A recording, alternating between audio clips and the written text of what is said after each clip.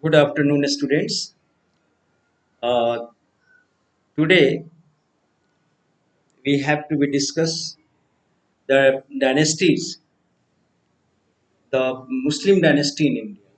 Understand, students? We know that the first invasion uh, happened, or it was the made upon the India by the Muhammad bin Qasim.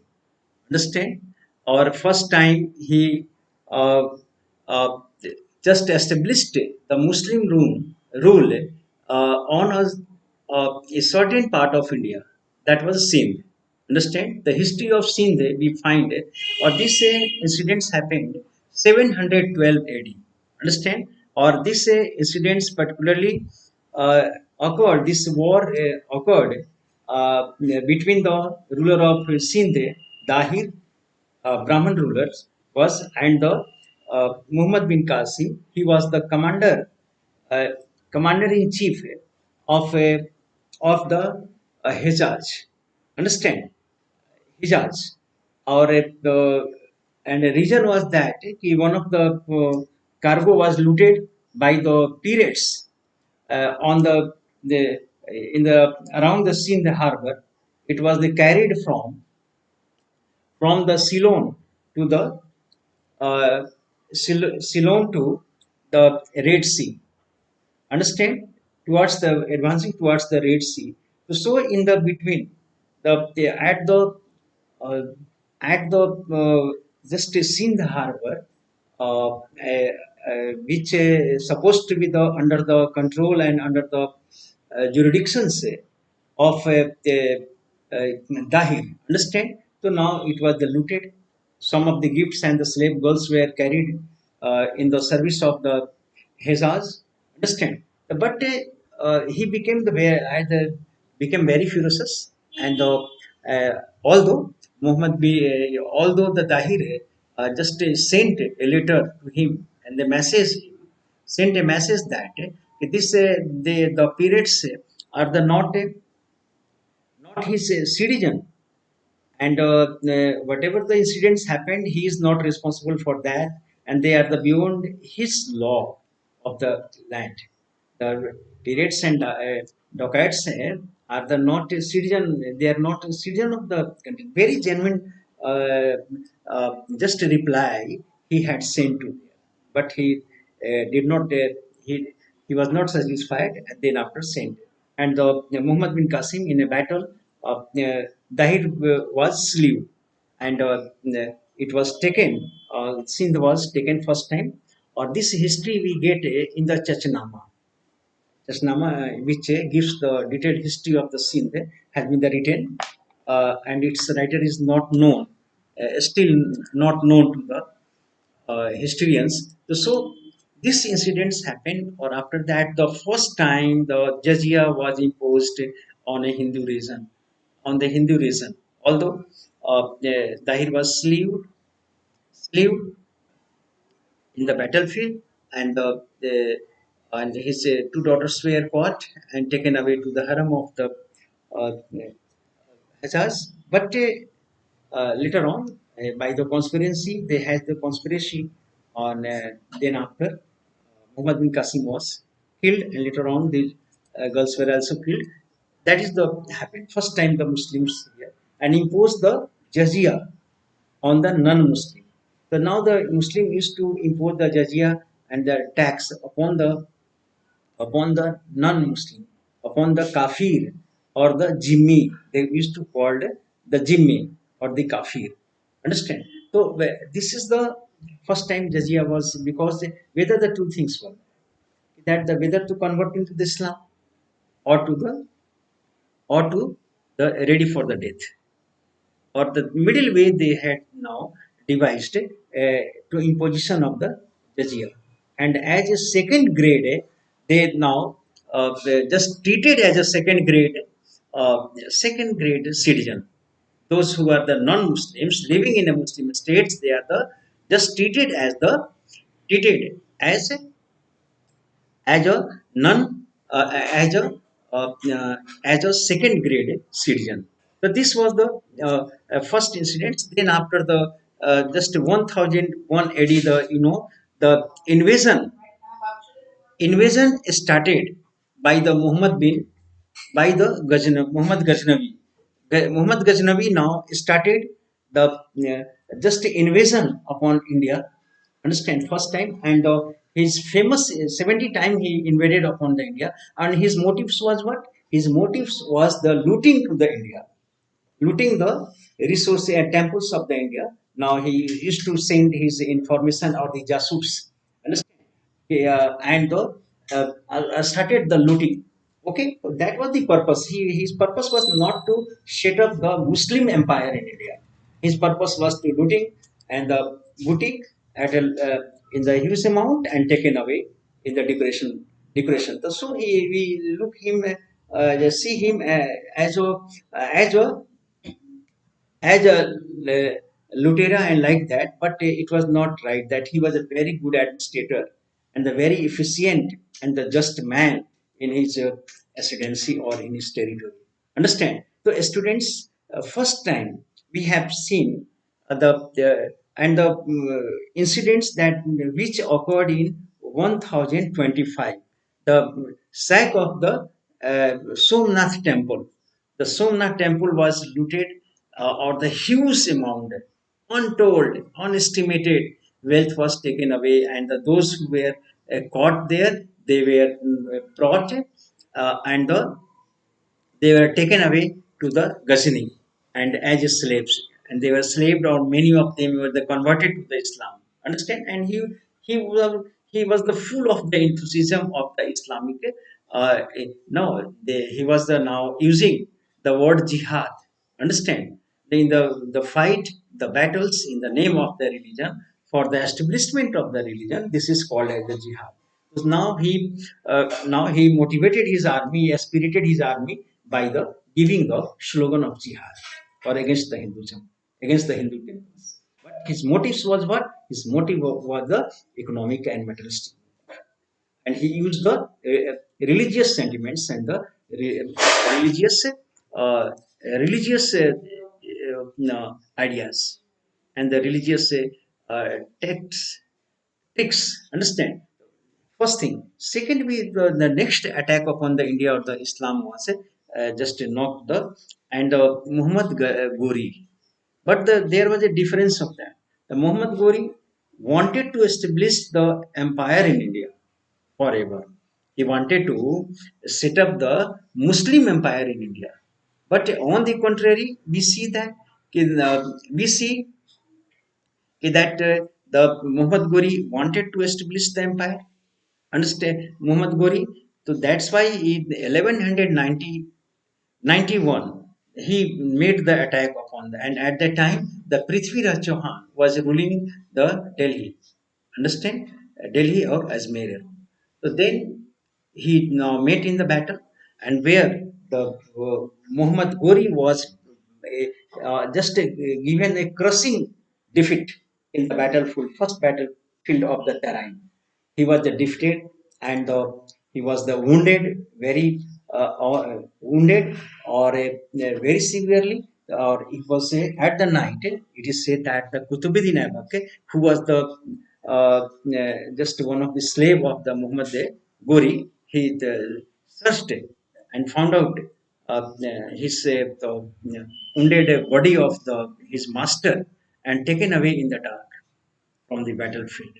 And then after 1 years, after the only the 1 years, he reorganized his army and again now came into the same battlefield where the Prithviraj Chauhan in 1192 in the second battle of the Tarain, he was the defeated.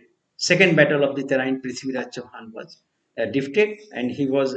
There are the many opinion that he was taken away to the Gore, just a Gore, and where uh, he was the first blinded, and this has been the story has been given by the just Prithviraj Raso, written by the Chandavardai.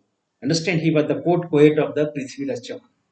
Okay, and then he was the taken away to the and where he was the blinded. But some of the modern historians now say that now he had just Prithviraj Chauhan had accepted the suzerainty, accepted the authority of the Muhammad Ghori, and authority of the Muhammad Ghori, or a Muhammad Ghori authority he accepted, or this is the confirmed by the coins found after that, and through this coin, how this is the ascertain the fact that from both sides, on one side the Muhammad Ghori's figure has been the carved out, or the pictures, and the or the other side the Prithviraj Chauhan. It is the it's just as imagined by the modern historians that he had accepted the subordinations of the Muhammad Ghori. Understand? And the one story by the Chandravardai, Prithviraj Rasho, has been written that where the Muhammad Ghori was killed by the Prithviraj by his ability of his archery. He now struck the arrow in the neck of the neck of the Muhammad Ghori, and then after he was slain. This is the story of the different historians. The next after that, Muhammad Ghori had now Muhammad Ghori had no any son. He was the heirless. Understand? So now once it was the questions, who will become the ruler of your, who will be the successor, who will be the heir and successor after you. The Muhammad Ghori now very satisfact in the very satisfaction manner.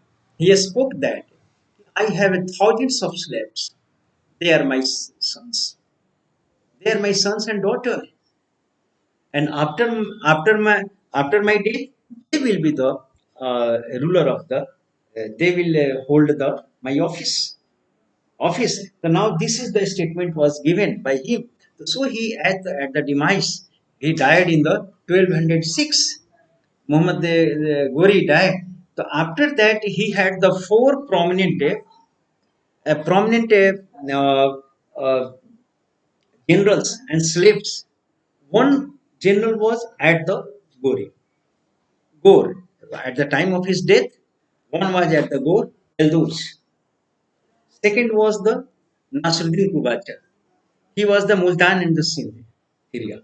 And the third was the Kutubuddin Aibak, who was the holding the Delhi, area of the Delhi and the Agra and Delhi.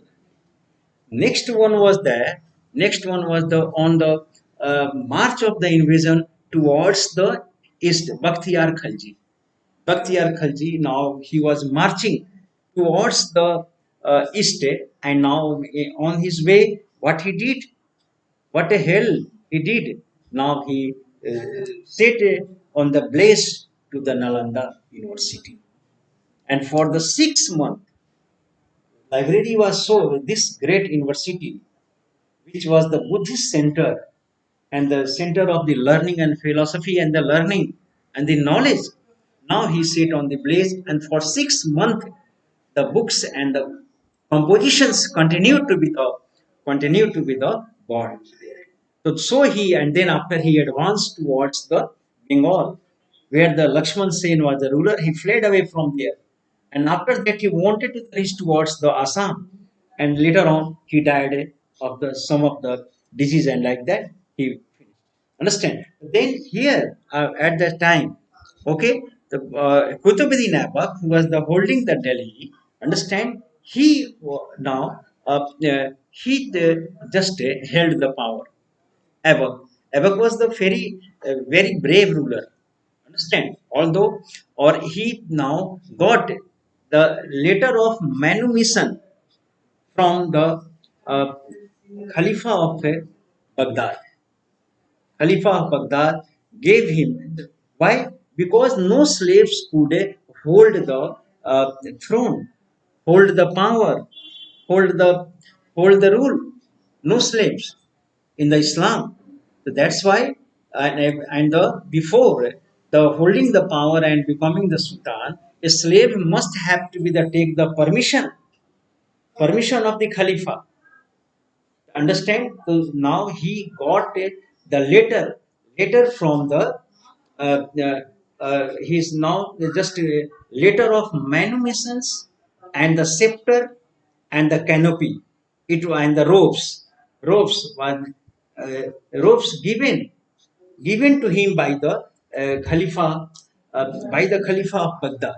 So he could not be the called as we called the entire dynasty as slaves, but they were earlier slaves, but they had taken the letter of manumission, letter of freedom from the Khalifa.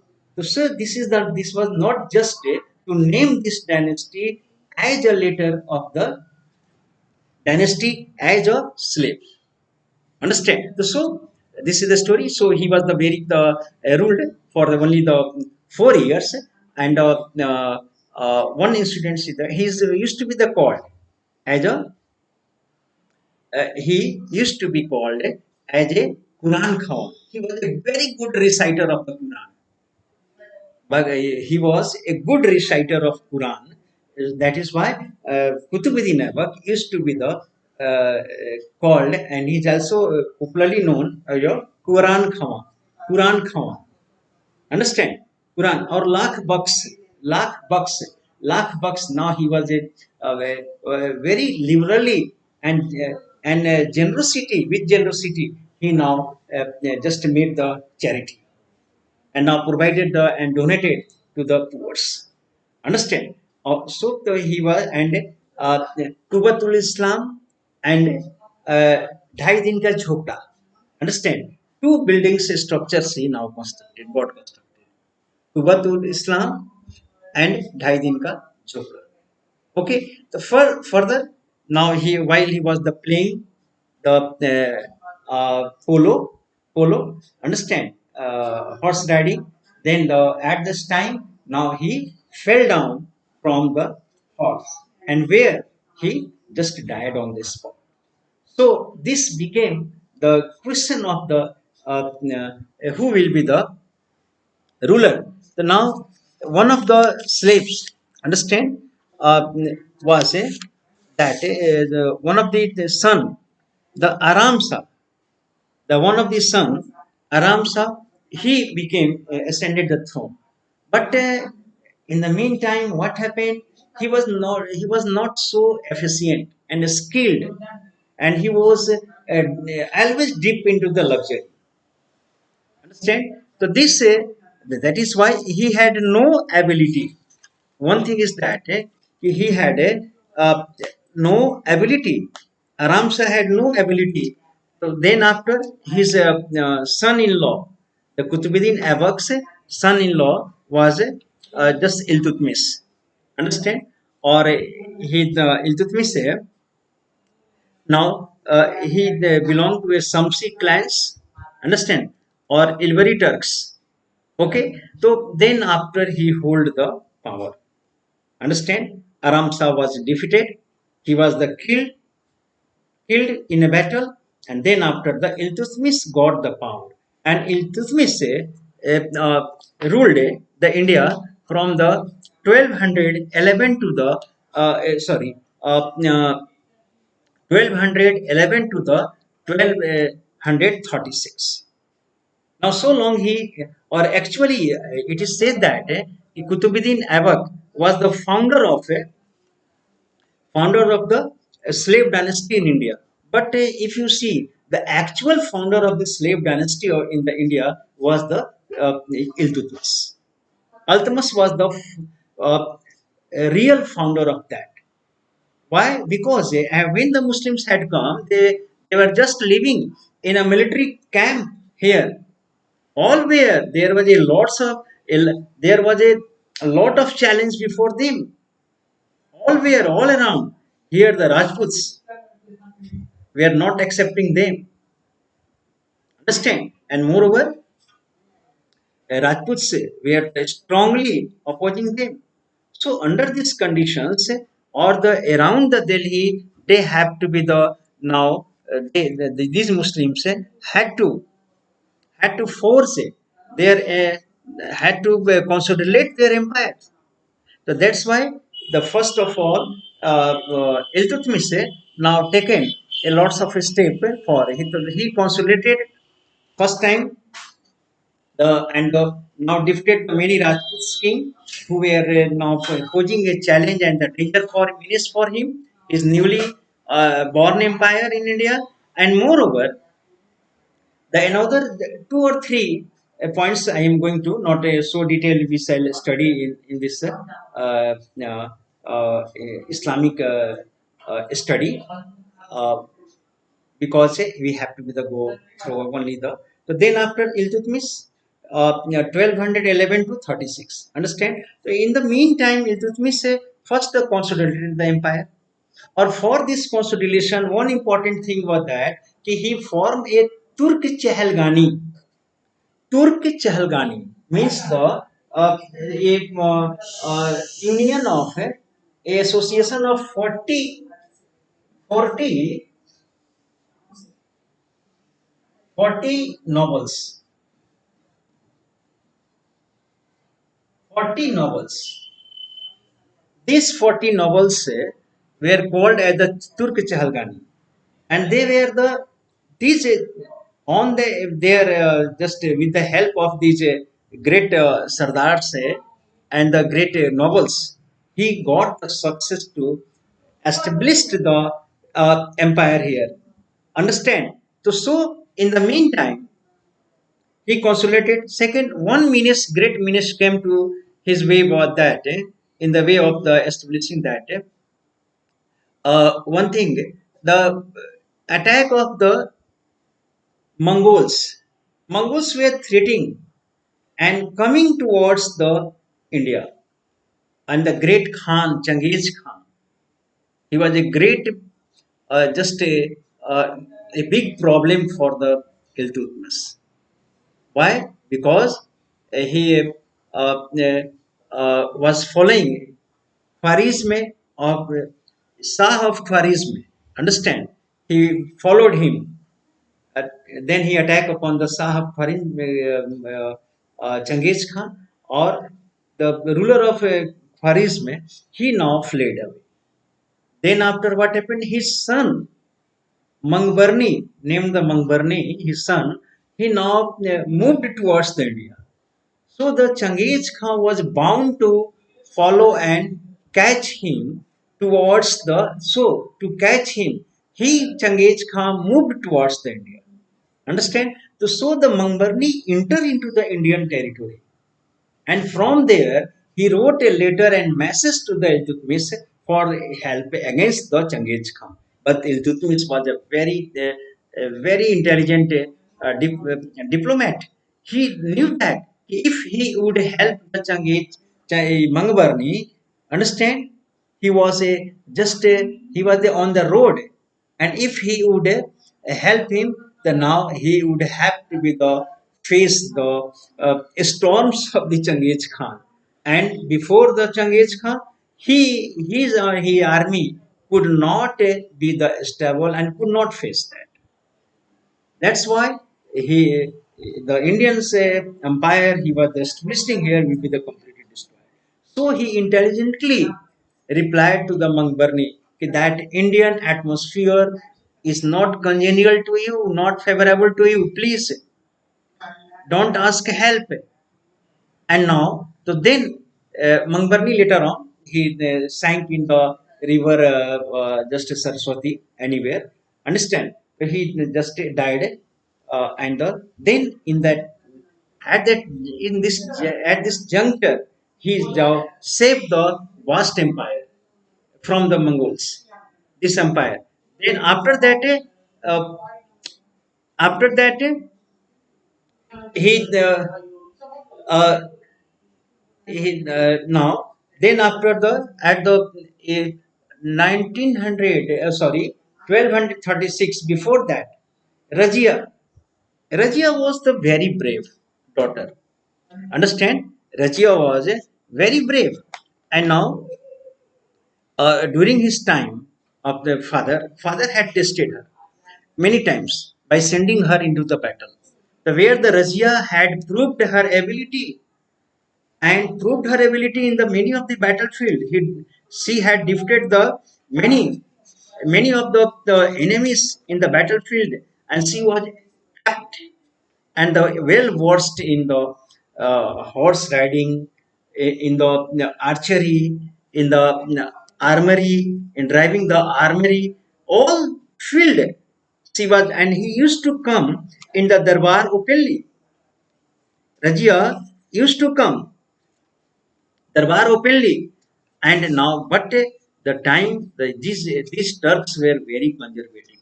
Although society was very conservative, and this was not digestive to the uh, digestive to the conservative Turks. Turks had no any kind of the previous tradition of that the any woman will come openly in the court. It was the not tolerable for the conservatives and orthodox Turks.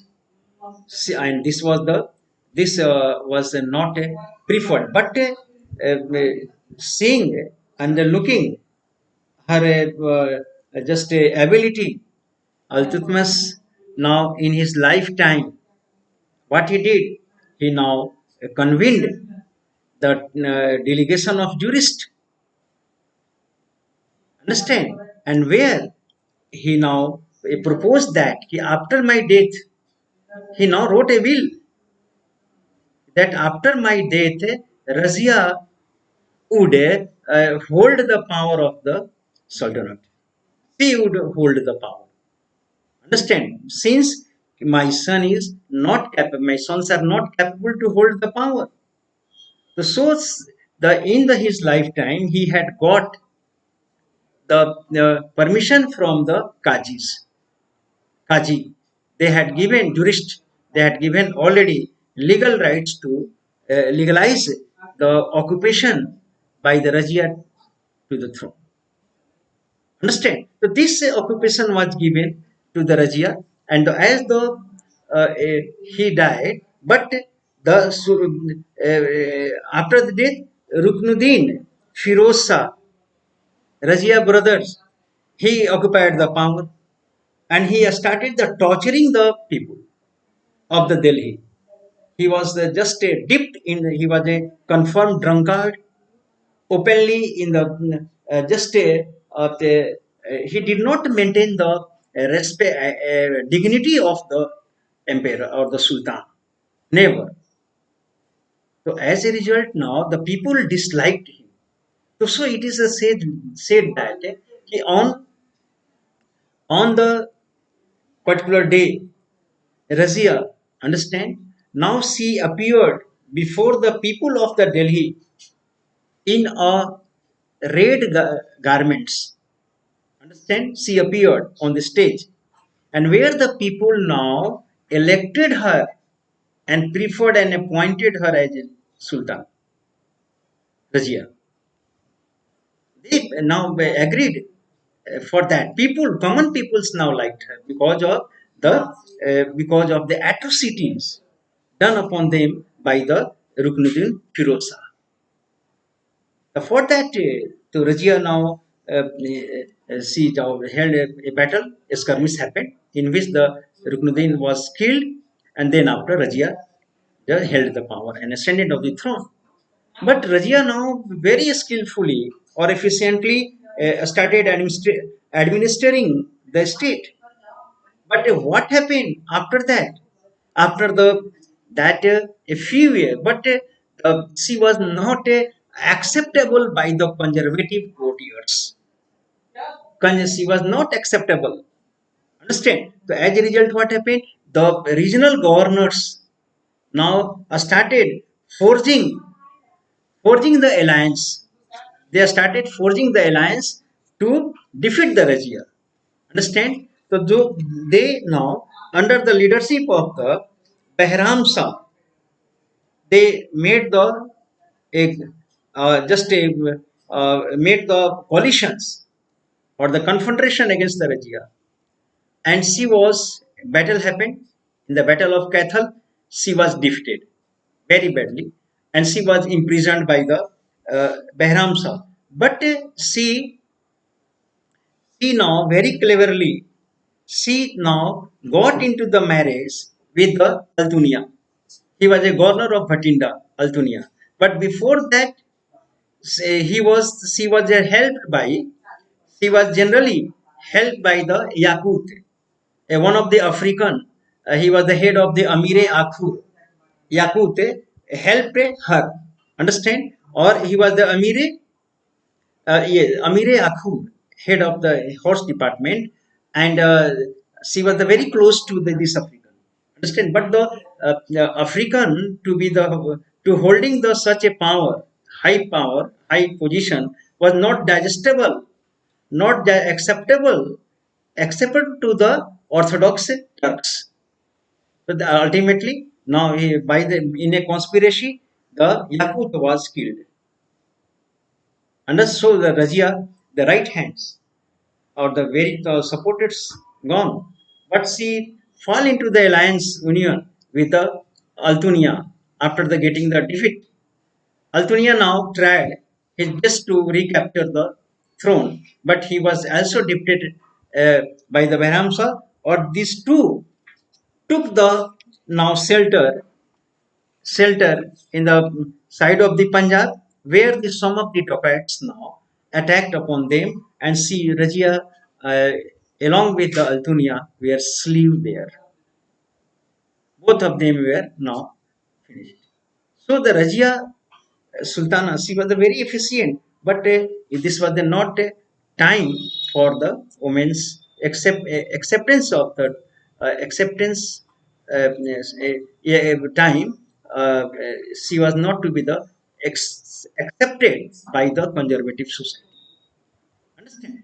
So now we can see that how this Rajia. After the Rajia, now just the Behram Shah. After the Behram Shah, Alauddin Masood Shah held the power.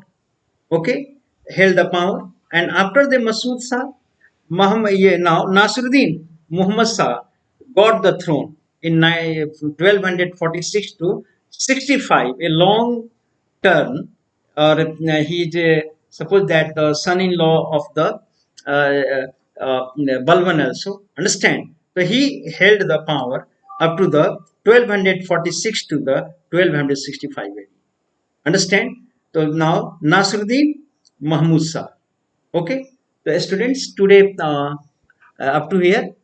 Next the Balban we shall study in the next class. Thank you very much for